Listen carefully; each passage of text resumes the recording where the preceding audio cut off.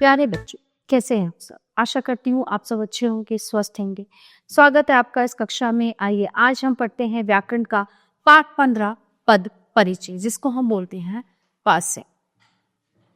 शब्द का वाक्य में प्रयुक्त रूप पद कहलाता है। इस पद का व्याकरण की दृष्टि से पूर्व परिचय देना ही पद परिचय कहलाता है।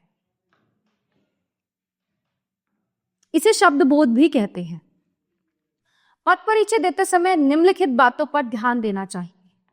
प्रत्येक पद का परिचय पृथक पृथक देना चाहिए। प्रत्येक पद के प्रकार, भेद एवं उपभेद बताने चाहिए। वाक्य में पद का दूसरे पद से संबंध बताना चाहिए।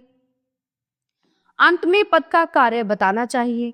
आइए अब कुछ उदाहरणों के द्वारा हम इसे समझें। संज्ञा पद का परिचय। रानी लक्ष्मीबाई झांसी की रानी थीं। रानी लक्ष्मीबाई व्यक्तिवाचक संज्ञा स्त्रीलिंग एकवचन। झांसी व्यक्तिवाचक संज्ञा स्त्रीलिंग एकवचन। रानी जातिवाचक संज्ञा स्त्रीलिंग एकवचन।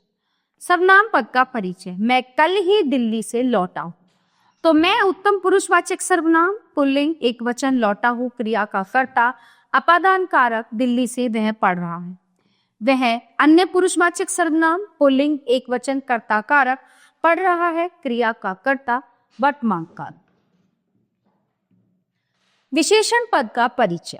मेरे पास 2 पुस्तकें हैं जो धार्मिक हैं। 2 संख्यावाची हुआ है ना विशेषण।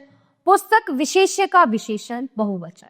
धार्मिक गुणवाचक विशेषण और पुस्तक विशेष्य का विशेषण पुल्लिंग। क्रियापद का परिचय। दर्शक नाटक देखते हैं। देखते हैं सकर्मक क्रिया बहुवचन, वर्तमान काल। क्रिया विशेषण पद का परिचय।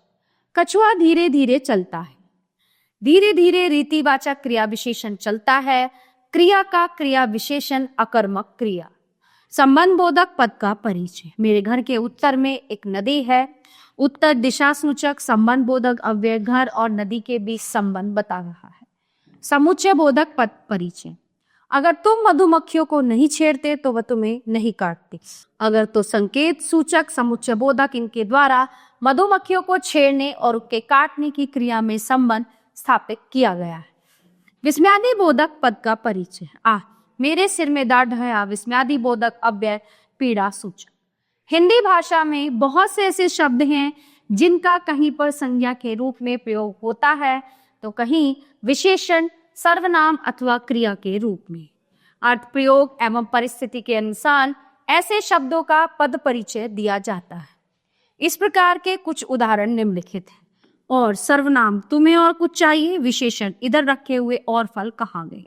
क्रिया विशेषण मुझे तुम्हारे गीत और सुनने थे। अच्छा। संज्ञा अच्छे सदैव पूजनीय होते हैं। विशेषण वह अच्छा गायक है। कौन सर्वनाम कौन आ रहा है। विशेषण कौन व्यक्ति दौड़ रहा है।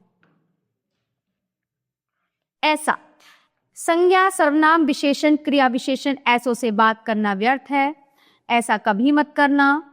ऐसा सोचना भी पाप है। सांप देखकर मैं ऐसे भागी कि घर जाकर ही रुक। क्या सर्वनाम विशेषण क्रिया विशेषण विस्मयादि बोधक।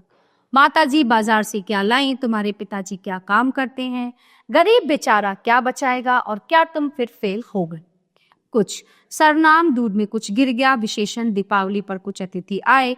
क्रिया विशेषण तुमने तो कुछ कहा ही नहीं। तो प्यारे बच्चों, ये था हमारा पाठ पद परिचय जो ये पे समाप्त होता है। आशा करती हूँ आपको अच्छे से समझ आया होगा। मिलते हैं अगली कक्षा में। धन्यवाद।